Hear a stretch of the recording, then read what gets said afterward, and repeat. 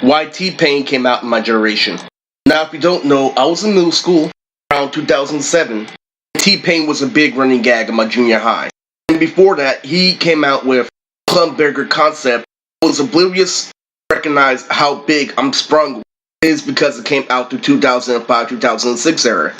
So T-Pain started literally late around 2005 at Universal Concept, but he wasn't just a heavy hitter yet. A lot of people compare it to Music Soul Child.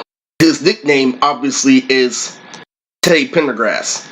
A lot of people say stuff about T-Pain like, oh, he ripped off this other R&B singer, oh, he just has a harmonica, ripped off this little tune thingy he got from somebody in the 80s. In reality, T-Pain is known for autotune.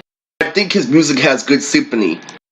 T-Pain came out, literally was around, when I was in junior high, 2007 to 2008. He got Club Banger on top of Club Banger. Right around the time when lyrical rap literally was on the edge of dying, we still had Lupe. Not already there yet. So anyway, what inspires me to make this video is my generation, is known for not, living up to a generation before, where it came to Rusum Shady, NFL, or even, heard me say it, the Backstreet Boys. What I mean by that is that music had soul and it had symphony. It wasn't based off a corny concept, meaning that literally, in my brother's generation, when you're about rap, you have to live it. Literally, it has to be hard, like the streets. And what I mean specifically by that, there were late registration. Listening to rap that was concrete, and the artist I'm talking about right now is actually kind of fruity today. The thing about this video is that T-Pain is still a relevant artist, compared to the 2010s, along with Chris Brown. We all know something happened in the 2010s when it came to music and lackluster content. We definitely didn't get away with saying that music was better than ever. I'm glad, T-Pain does his thing here and there today. Anyway, the point that I was making, literally, from the normal aspect of this video was my generation, because there was so much beat, literally, my generation became a facade. Because we literally looked up, looked down, just like the models, and gave the fantasy that you live hip-hop a reality. So dramatic for this video. Anyway, the main point of what I'm trying to say is that my brother's generation was more lyrical. My generation was literally just beat and nothing else. Literally beat, big booty hoes. No meaning behind it, like, slanging and stealing, and robbery. It literally became that and just that. Hey, we're in the club, literally. Club Banger on top of Club Banger is literally my generation because it just came off of when hip-hop was dead. So did Nas. That's, when hip-hop, was about to die officially. Happening currently, during my generation was T-Pain literally came out with a hit single, top of many hit features. What it was is in junior high, there would be the main rapper, there would be always this guy with an auto-tune robot, and he was called T-Pain.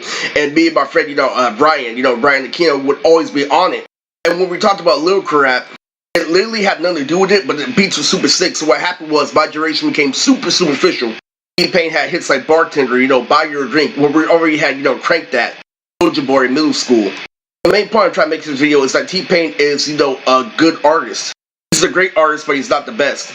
I feel about, him, always coming out with a hit feature because the main, song that was a hit in my junior high that displayed literally why my, generation had, a socializing, failure was to his legendary hit song, Low, with the main artist of flow around it. I would do is I would sneak my way to the girls and get some freak dancing in. T-Pain was known for being the king of freak dancing songs. The reason why this video is so important is because literally, I'm 30 now.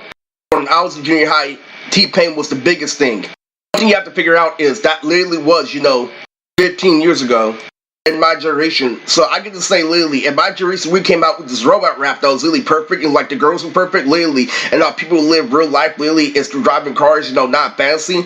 It would make a fantasy the reality. It was T-Pain, it was T-Pain, literally, especially with the dash part. He would do is he would have soulful music and he would have a wonderful symphony, get you into a song. And with people like Chris Brown, he makes the song better. And one thing I know about T-Pain and Chris Brown is that they're equivalent in terms of dancing. He's actually a big fan of reverse psychology. As straightforward as his music was, he had a fat wife. T-Pain does Twitch, he does gaming streaming nowadays. Really good, but the main thing is that he came out in my generation. Literally, when I was literally Aris dancing in junior high, he came out right then and there with hit after hit. Do you know how famous he is? Literally, for having hits like Shorty. Replies. Nowadays, music is kind of corny.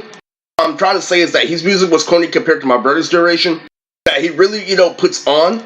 The basis of this video is earlier I was trying to say that T-Pain's music in my generation is basically beat and nothing else. This is why we got aware of crazy, social signals, but literally got, more, socially, they were trying to awkward, like a little country girl literally sticking her tongue out. was horrible because the whole reason why he refers to himself as Tay Paragraphs is to put on, old school R&B. To me, when I was thinking about, he had, 3 major albums. Literally, he had the first one when I'm Sprung that came out, in Same Generation. My generation, literally, were Bartender. He had his third one where he had Can't Believe It with Lil Wayne. That was the one to let you know that T-Pain was doing shit and that he was the boss. The most wanted for the features, and literally, I kept on thinking about it, every single day. I wanted to be just like him, but then I grew up to figure out that it wasn't worth it. I was there, literally, with a middle name Niccolo. Ever since I was there every single day. Robot rap, the woman dancing. It was funny in the music video, but how the money was being spread and everything wasn't being foretold. When he came out, literally, it gave my generation a false sense of identity, where my socializing was so good, it looked like it was on BT. I had a friend named Courtney. It was super dark, and literally everything we did with his music, and then he started coming out with things like X Cologne. Everything in his music were reflecting. So when I was, junior high, things still were prominent. Literally, if you have autism, literally, you have to be in sports. And sports was, they were trying to rap, but not literally as it was as a whole. Like, how you Burger had Notepad and how he practiced rap. Literally, my generation, literally had the six-pack. Literally was corny on TV. Got that shit and had the slang. Also knew about the walk. So in summary, T-Pain is known for working with various artists of the sub-begging genre, which is also the reason why alternative music is morally gay. So, truth be told, the reason why he started blowing up is because he started working with Akon. Akon has a similar voice, but not really. And he comes from Africa, so what happened was literally African and Jamaican literally double duoed, took over rap for their entire 2007 to 2008 era, and by 2009, had 3 rings, and then T-Pain didn't fell off. More of the story with my friend Courtney, that he was what T-Pain talked about, and I was what T-Pain envisioned. Because remember, back in junior high, we had flip phones. He was fresh, and he was really fresh, like when he had The Good Life of Kanye West on the album Graduation. I used to say shit like, I ended up saying something like, yo, literally when the video came out, that's T-Pain, he's one of the greatest persons in the world. My mom obviously said he wasn't. At church, they said he was a fantastic. He was the ultimate DJ. Him and Lil Wayne had multiple hits. More behind T-Pain, that he tells you to get into the music. Also puts on for inspirational people like little kids in Africa. Bottom line story this is what T-Pain did to the near mid 2000s. Why he blew up when I was in junior high.